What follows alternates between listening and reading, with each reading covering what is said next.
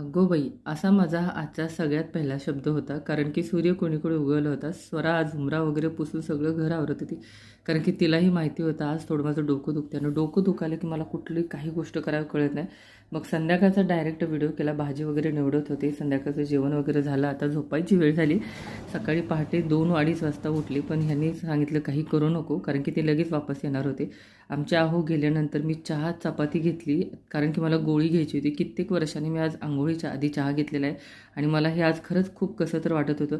पण मला अंघोळ करायला जाण्याची सुद्धा कॅपॅसिटी नव्हती. इतकं डोकं दुखत होतं. अंघोळ करून आवरून आल्यानंतर भाजीची तयारी लागली आणि बघते तर काही शेंगदाण्याचं कूटच नव्हतं भाजीला. मग शेंगदाणे एकीकडे भाजायला ठेवली, नंतर भाजून घेतली आणि शेंगदाण्याचं कूट केलं.